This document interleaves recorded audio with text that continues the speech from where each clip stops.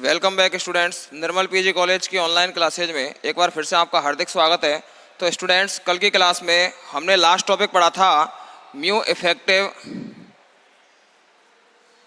व mu s में संबंध। ये हमारा लास्ट टॉपिक था। इसमें बात करूं, सबसे पहले मैंने आपको बताया कि यदि हम बात करें स्पिन ओनली मैग्नेटिक मूवमेंट की, केवल चक्रण चुंबकीय आघूर्ण की, तो हमारे पास फॉर्मूला आता है म्यू एस बराबर under the root of 4s s+1 Bohr magneton, या म्यू एस बराबर under the root of n into n+2 Bohr magneton. ठीक है। यदि मैं स्पिन ओनली मैग्नेटिक मूवमेंट के साथ में ऑर्बिटल मैग्नेटिक मूवमेंट की बात भी करूँ तो फॉर्मूला आता है mu S plus L under the root of 4s s+1 plus L into l+1 Bohr magneton. और यदि बात करूँ मैं म्यू इफेक्टिव और म्यू एस में रिलेशन जो हमारे पास लास्ट में आया था, म्यू इफेक्टिव बराबर mu s 1 minus alpha lambda upon del octahedron, ये क्या आया था हमारे पास, म्यू इफेक्टिव और म्यू एस में रिलेशन आया था। ठीक है। अब देखिए, आज की क्लास का हमारा टॉपिक है orbital contribution to magnetic movement, या चुंबकीय आघूर्ण में कक्षकीय कंट्रीब्यूशन। जो आपका कक्षक का कंट्रीब्यूशन है, कक्षक का योगदान है, वो क्या है। देखिए, जैसे मान के चलो कोई इलेक्ट्रॉन है, वो किसी कक्षक में पाया जा रहा है। ये तो हम जानते हैं कि इलेक्ट्रॉन किस में पाए जाते हैं, कक्षक में पाए जाते हैं। ठीक है। तो इलेक्ट्रॉन यदि किसी कक्षक में गति कर रहा है और वह कक्षक, यदि एक कक्षक स्पिन करता हुआ, गति करता हुआ किसी दूसरे कक्षक में क्या हो जाए, दूसरे कक्षक में परिवर्तित हो जाए, दूसरे कक्षक में क्या हो जाए, परिवर्तित हो जाए, तो अपन कहेंगे कि वहां पर कक्षकीय चुंबकीय आघूर्ण पाया जाता है। क्या पाया जाता है? कक्षकीय चुंबकीय आघूर्ण पाया जाता है। हमारा टॉपिक ही यही है कि हमें देखना क्या है, चुंबकीय आघूर्ण में कक्षक का योगदान। हमने स्पिन ओनली मैग्नेटिक मूवमेंट तो देख लिया था, जिसका फॉर्मूला क्या आया था, n into n+2 Bohr magneton.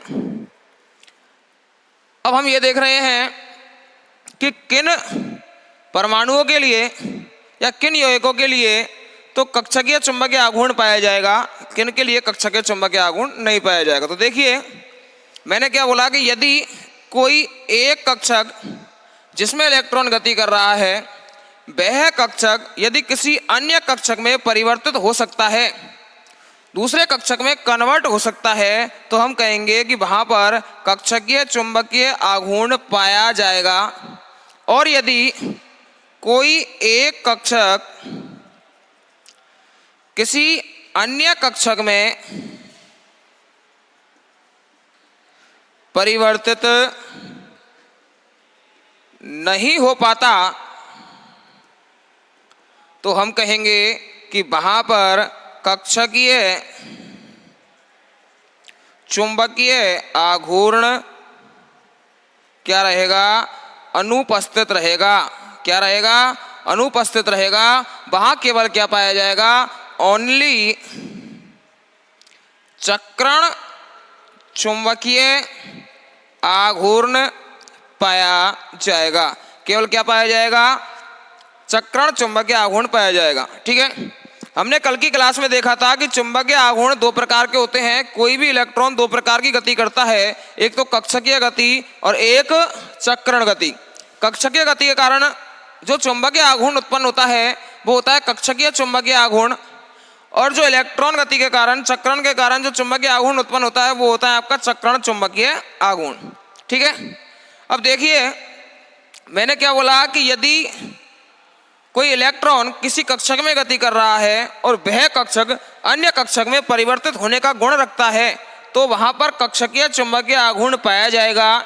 और यदि एक कक्षक अन्य कक्षक में परिवर्तित होने का गुण नहीं रखता, तो हम कहेंगे कि वहां पर कक्षकीय चुंबकीय आघूर्ण नहीं पाया जाएगा। क्या नहीं पाया जाएगा? कक्षकीय चुंबकीय आघूर्ण नहीं पाया जाएगा। अब यदि बात करें, हम देखो, जैसे मान के चलो 5d ऑर्बिटल समान एनर्जी पर पाए जा रहे हैं, कौन कौन से डी ऑर्बिटल हैं? ये 5 डी ऑर्बिटल हैं, D x Y, D Y Z, D x Z, D x square Y square और डी जेड स्क्वायर। ये 5 डी ऑर्बिटल समान एनर्जी पर पाए जा रहे हैं। ये क्या है? समभ्रंश डी कक्षक। क्या है? समभ्रंश डी कक्षक या समान एनर्जी के डी कक्षक। कौन कौन से? D x Y, D Y Z, D x square Y square, D Z square. ठीक है। अब देखिए, जैसे मान के चलो मैंने यहां पर बना दिया ये ऑर्बिटल, ये कौन सा ऑर्बिटल होगा? यदि मैं इसको एक्स एक्सिस मानूं और इसको वाई एक्सिस मानूं तो ये कौन सा ऑर्बिटल होगा? कोई बताएगा? ये होगा आपका कौन सा orbital? D x square Y square orbital. अभी हमने क्या बोला कि यदि एक कक्षक किसी अन्य कक्षक में परिवर्तित हो सकता है तो हम कहेंगे कि उस कक्षक में कक्षकीय चुंबकीय आघूर्ण पाया जाता है, ऑर्बिटल मैग्नेटिक मोमेंट पाया जाता है। ठीक है। तो यहाँ पर D x square Y square है। यदि मैं इसको किसी एंगल से घुमाऊं और उस पर्टिकुलर एंगल से घुमाने पर वह किसी अन्य ऑर्बिटल में, इन 5 समभ्रंश कक्षकों के किसी अन्य ऑर्बिटल में कन्वर्ट हो जाए, परिवर्तित हो जाए, तो हम कहेंगे कि D x square Y square में कक्षकीय चुंबकीय आघूर्ण पाया जाता है। क्या पाया जाता है?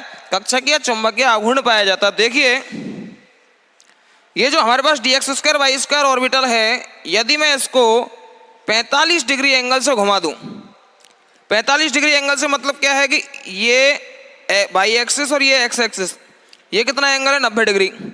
45 डिग्री से मतलब है कि इस जगह, लगभग इस जगह तक मैं इस ऑर्बिटल को घुमा दूं, 45 डिग्री से घुमा दूं, तो देखिए किस प्रकार का डायग्राम बनेगा। ये कौन सी एक्सिस है? X axis. और ये कौन सी एक्सिस है? Y axis. ये दोनों लॉब्स इस प्रकार से आएंगे कि नहीं आएंगे? ये दोनों लॉब्स आ जाएंगे इस प्रकार से।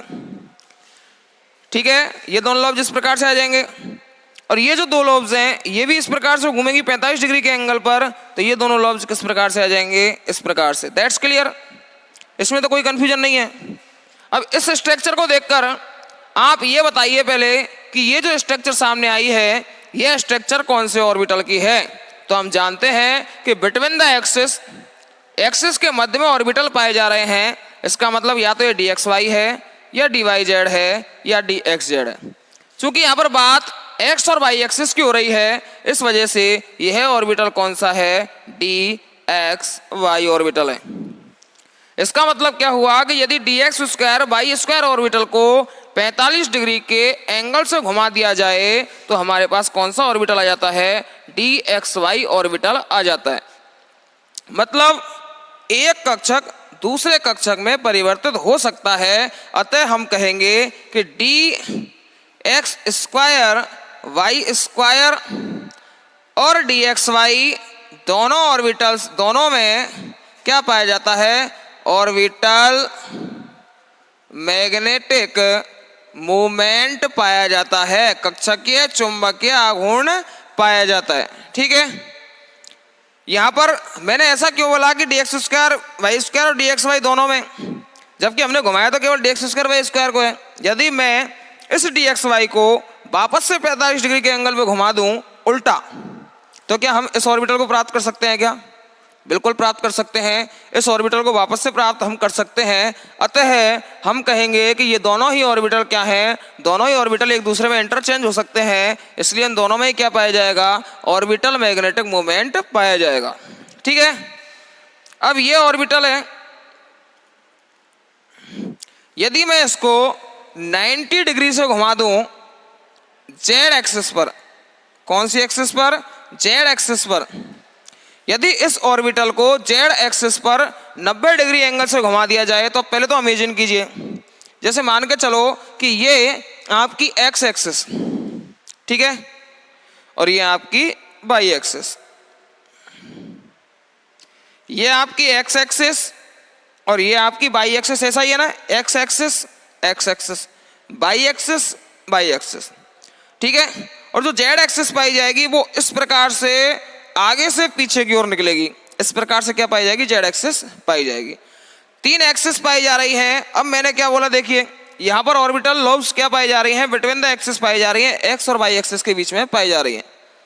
अब मैं क्या कह रहा हूं कि यदि इसको 90 डिग्री एंगल से घुमा दिया जाए जेड एक्सिस पर, मतलब जेड एक्सिस यूं है आगे से निकलती पीछे तक, यदि मैं इसको ऐसे घुमा दूं तो क्या जेड एक्सिस पर घूम जाएगी क्या?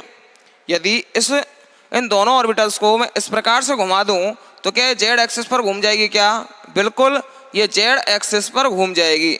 किस पर घूम जाएगी? ये जेड एक्सिस पर घूम जाएगी। ये दोनों लोब्स इस प्रकार से घूम जाएंगे, घूम जाएंगे। यदि इन दोनों को जेड एक्सिस पर घुमा दिया जाए तो दोनों लोब जिस प्रकार से घूमेंगे, एक्स एक्सिस तो मैं केवल ऑर्बिटल्स को घुमा रहा हूं, एक्सिस थोड़ी घूम सकती है, एक्सिस तो हाँ है जहां रहेंगी। ये दोनों लोब जो मैंने घुमाई तो देखिए एक्स एक्सिस तो यहां पाया जा रहा है और जेड एक्सिस की अगर बात की जाए तो वो लगभग इस प्रकार से पाया जाता है कि आगे से चलता हुआ और पीछे निकलता है। मैं इसको इस प्रकार से बना देता हूं कि ये क्या है, आगे से जा रहा है और पीछे की साइड निकल रहा है। ये क्या है? जेड एक्सिस है। यदि इस जेड एक्सिस को जो यूं पाई जा रही है इसको मैं ऐसे घुमा दूं तो इनकी लोब्स कहाँ रहेंगी? इस प्लेन में। इस प्लेन में कौन कौन से एक्सिस आ रहे हैं? एक तो एक्स एक्सिस इसी प्लेन में आएगा और एक जेड एक्सिस भी क्या है, इस एक्स एक्सिस से होते हुए निकल रहा है, मूल बिंदु से होते हुए निकल रहा है, तो जेड एक्सिस भी इसी प्लेन में आएगा। अतः बनने वाला जो ऑर्बिटल होगा वो कौन सा होगा? डी एक्स जेड ऑर्बिटल होगा। कौन सा ऑर्बिटल होगा? डी एक्स जेड ऑर्बिटल होगा। ये एक्स एक्सिस, और जब इसको अपन ने यू घुमाया तो लोब्स कहाँ पहुंच गई? जेड एक्सिस पर। तो ये जो ऑर्बिटल हमें प्राप्त हुआ, ये ऑर्बिटल कौन सा प्राप्त हुआ? ये ऑर्बिटल प्राप्त हुआ D x Z orbital. That's clear. देखिए वापस से समझिए, D x square Y square orbital था, 45 डिग्री एंगल पर हमने घुमाया। जब इसको 45 डिग्री के एंगल पर घुमाया तो हमने देखा 45 डिग्री एंगल पर घुमाने पर जो लोब्स हैं वो एक्स और वाई एक्सिस के बीच में आ जाती हैं, और हम जानते हैं कि बिटवीन द एक्सिस 3 ऑर्बिटल पाए जाते हैं। यहाँ पर एक्स और वाई एक्सिस की बात हो रही है, अतः यह कौन सा ऑर्बिटल है? डी एक्स वाई ऑर्बिटल है। अब यदि डी एक्स वाई ऑर्बिटल को 90 डिग्री एंगल से घुमाया जाए जेड एक्सिस पर, यह बात ध्यान रखिएगा, जेड एक्सिस पर, तो वाई एक्सिस तो यूं ही रहेगी। हमने ऑर्बिटल्स को यूं घुमा दिया तो ऑर्बिटल ऑफ एक्स और जेड एक्सिस के बीच में आ गए, अतः बनने वाला ऑर्बिटल कौन सा होगा? डी एक्स जेड ऑर्बिटल होगा। अब हम कह सकते हैं कि ये 3 ऑर्बिटल कौन कौन से? D x square Y square, D x Y और डी एक्स जेड, ये तीनों ही ऑर्बिटल्स में ऑर्बिटल मैग्नेटिक मोमेंट पाया जाता है। क्या पाया जाता है? ऑर्बिटल मैग्नेटिक मोमेंट पाया जाता है। ठीक है, तो देखिए इसी प्रकार से यदि मैं इसको घुमाऊं वापस से तो मैं डी वाई जेड भी प्राप्त कर सकता हूं। कहने का मतलब d x Y, D Y Z, D x z और D x square Y square, इन 4 ऑर्बिटल्स में तो क्या पाया जाता है? ऑर्बिटल मैग्नेटिक मोमेंट पाया जाता है, परंतु डी जेड स्क्वायर ऑर्बिटल में मैग्नेटिक मोमेंट नहीं पाया जाता। अब इसका कैसे पता लगा कि डी जेड स्क्वायर ऑर्बिटल में मैग्नेटिक मोमेंट नहीं पाया जाता, ऑर्बिटल मैग्नेटिक मोमेंट नहीं पाया जाता? देखिए डी जेड स्क्वायर ऑर्बिटल की आकृति किस प्रकार की होती है? ये जेड एक्सिस है, इस पर मैंने ये बना दिया कौन सा orbital? D Z square orbital. बीच में होता है एक वृत्ताकार लोब्स, इस प्रकार की लोब्स होती है। ये क्या है? हमारे पास डी जेड स्क्वायर ऑर्बिटल है। अब देखिए यदि मैं इसको चाहे 45 डिग्री से घुमाऊं, चाहे 90 से घुमाऊं, चाहे 180 से घुमाऊं, कहने का मतलब यदि मैं किसी भी एंगल से इसको घुमाऊं तो क्या ये किसी अन्य ऑर्बिटल में कन्वर्ट हो सकता है क्या? भाई क्या इस ऑर्बिटल जैसी आकृति किसी और ऑर्बिटल में पाई जाती है क्या? ड्यूड अम्लाकार तो चारों ऑर्बिटल्स में पाई जाती है, d x Y, D Y Z, D x square Y square और D Z square, sorry d Y z, इन 4 ऑर्बिटल में। लेकिन डी जेड स्क्वायर जैसी आकृति क्या किसी ऑर्बिटल में पाई जाती है क्या, जिससे इसको घुमाने पर उसमें कन्वर्ट किया जा सके? ऐसी कोई आकृति नहीं पाई जाती। अतः हम कह सकते हैं कि एक ऑर्बिटल दूसरे ऑर्बिटल में कन्वर्ट नहीं होता। जब एक ऑर्बिटल दूसरे ऑर्बिटल में कन्वर्ट नहीं होगा तो हम कह सकते हैं कि डी जेड स्क्वायर ऑर्बिटल में orbital magnetic movement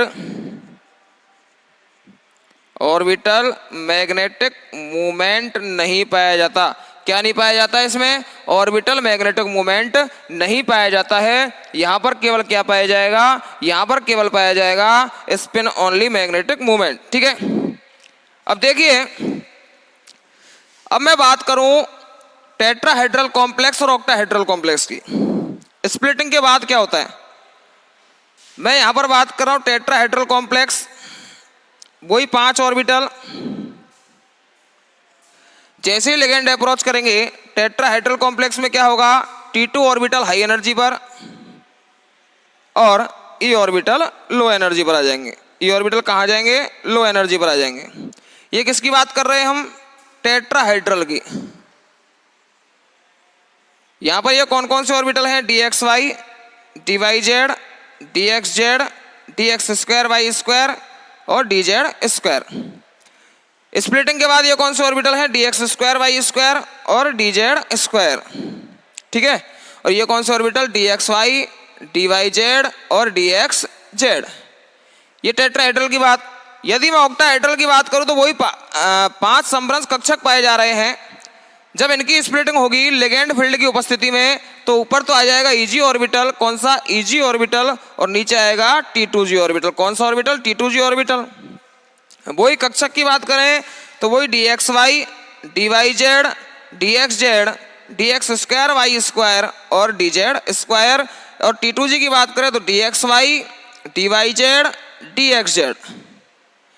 Eg orbital की बात की जाए तो dx2y2 और dz2। इस प्रकार से ऑर्बिटल पाए जाते हैं किसमें, ऑक्टाहेड्रल कॉम्प्लेक्स में। ये किसकी बात हुई, ऑक्टाहेड्रल कॉम्प्लेक्स की बात हुई। किसकी बात हुई है, ऑक्टाहेड्रल कॉम्प्लेक्स की बात हुई। अभी हमने बात की थी समभ्रंश कक्षकों में, अब मैं बात कर रहा हूं किसकी, डिजेनरेसी खत्म होने के बाद या स्प्लिटिंग के बाद की बात कर रहे हैं। ठीक है, अभी अभी हमने देखा कि dyz, dxz और dx2y2 ये 3 ऑर्बिटल ऐसे थे, इनमें क्या पाया जा रहा था, इनमें पाया जा रहा था ऑर्बिटल मैग्नेटिक मोमेंट। क्या पाया जा रहा था, ऑर्बिटल मैग्नेटिक मोमेंट पाया जा रहा था। कब, जब 5 ऑर्बिटल समभ्रंश थे। अब क्या हुआ है, जैसे ही लिगेंड ने अप्रोच किया टेट्राहेड्रल कॉम्प्लेक्स और ऑक्टाहेड्रल कॉम्प्लेक्स दोनों ही स्प्लिट हो गए। स्प्लिटिंग पैटर्न जस्ट रिवर्स होता है एक दूसरे का, ये चीज हम पहले ही देख चुके हैं। देखिए अब मैं बात कर रहा हूं dx2y2 ऑर्बिटल की। किसकी बात कर रहा हूं, dx2y2 ऑर्बिटल की बात कर रहे हैं हम d ऑर्बिटल में।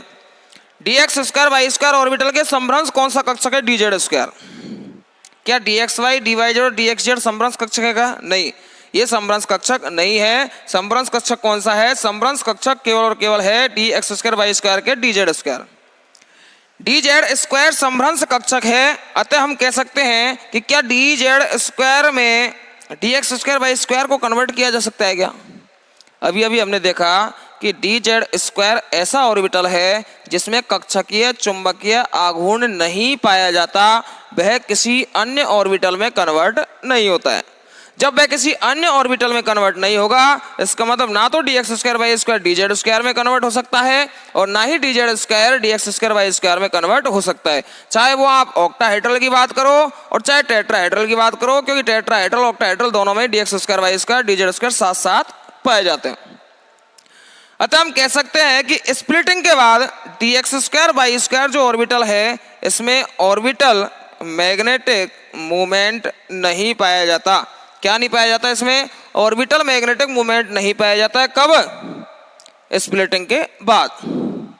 लेकिन मैं बात करूं dyz और dxz, किसकी बात कर रहे हैं हम, dyz और dxz की। यदि इन दोनों ऑर्बिटल को देखा जाए तो ये पहले भी समभ्रंश थे और अभी भी dyz और dxz दोनों ऑर्बिटल अभी भी समभ्रंश हैं। ये दोनों तीनों ऑर्बिटल जो है ये अभी भी समभ्रंश कक्षक हैं और हमने अभी अभी देखा कि dyz को dxz में और dxz को dyz में कन्वर्ट किया जा सकता है। एक ऑर्बिटल दूसरे ऑर्बिटल में चेंज हो सकता है। जब एक ऑर्बिटल दूसरे ऑर्बिटल में चेंज हो सकता है, इसका मतलब इसमें ऑर्बिटल मैग्नेटिक मोमेंट पाया जाता है। चाहे वो स्प्लिटिंग से पहले की बात हो और चाहे वो स्प्लिटिंग के बाद की बात हो, दोनों ही परिस्थितियों में क्या पाया जाएगा, इनमें ऑर्बिटल मैग्नेटिक मोमेंट पाया जाता है।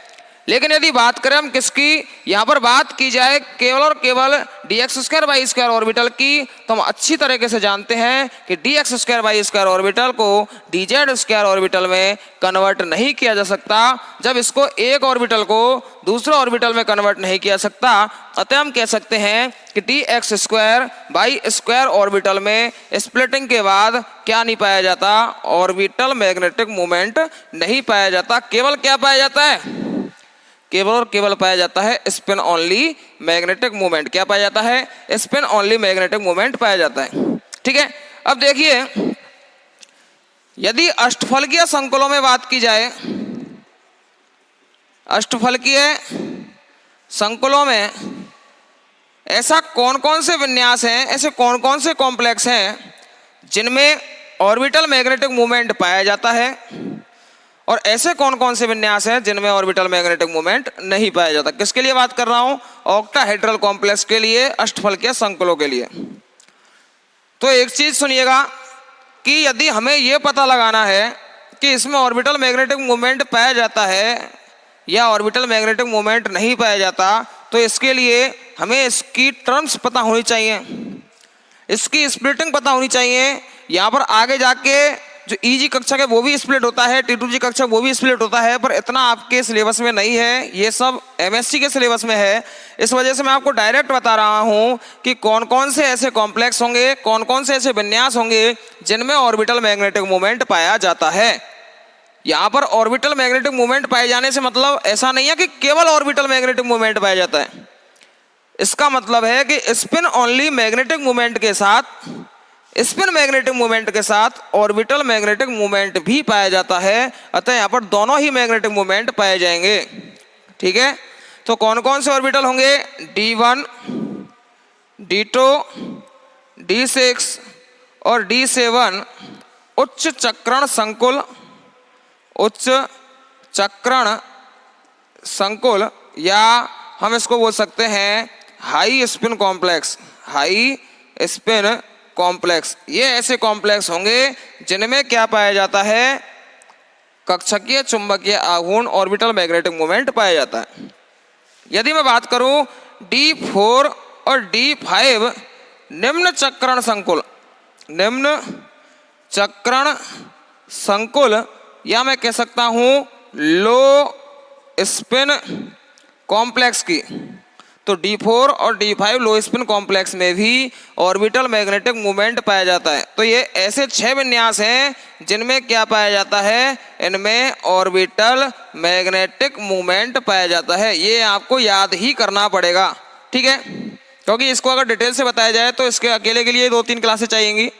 इस वजह से मैंने इसको डायरेक्ट बता दिया कि D1, D2, D6 और D7 हाई स्पिन और D4 और D5 लो स्पिन, ये ऐसे कॉम्प्लेक्स हैं, ये ऐसे विन्यास हैं जिनमें ऑर्बिटल मैग्नेटिक मोमेंट पाया जाता है। क्या पाया जाता है? जिनमें ऑर्बिटल मैग्नेटिक मोमेंट पाया जाता है। अब देखिए,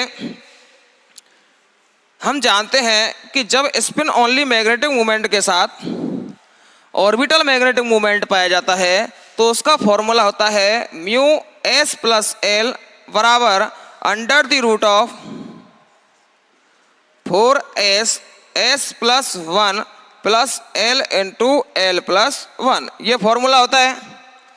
ठीक है, ये क्या है आपका? म्यू एस प्लस एल, जिसे अपन म्यू इफेक्टिव भी बोलते हैं। क्या बोलते हैं इसको? अपन म्यू इफेक्टिव भी बोलते हैं। अब देखिए, ये फॉर्मूला जो है कब लागू करना है? पहली बात तो ये फॉर्मूला लगाना है जब स्पिन मैग्नेटिक मोमेंट के साथ साथ ऑर्बिटल मैग्नेटिक मोमेंट भी पाया जाता हो।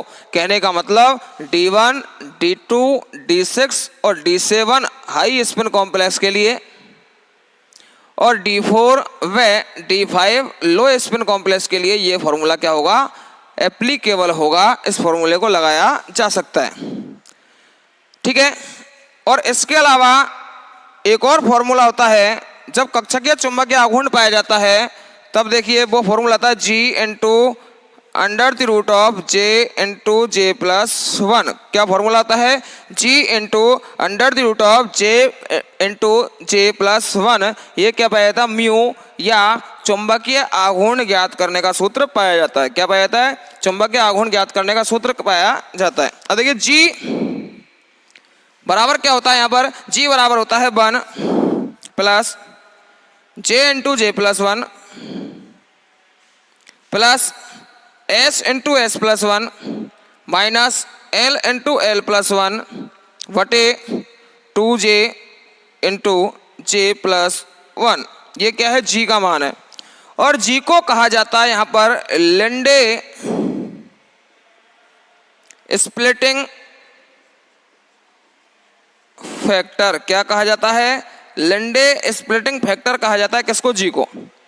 वापस से देखिए, यहाँ हमारे पास दो ऐसे फॉर्मूले आए हैं जिनके माध्यम से हम ऑर्बिटल मैग्नेटिक मूवमेंट और स्पिन मैग्नेटिक मूवमेंट दोनों का एक साथ चुंबकीय आघूर्ण निकाल सकते हैं। वो फॉर्मूले कौन कौन से हैं? एक फॉर्मूला तो है म्यू एस प्लस एल बराबर under the root of 4s into S plus one plus L into L plus one. एक तो ये फॉर्मूला है जो हम पिछली क्लास में भी देख चुके हैं। और अगला फॉर्मूला है म्यू बराबर g under the root of J into J plus one.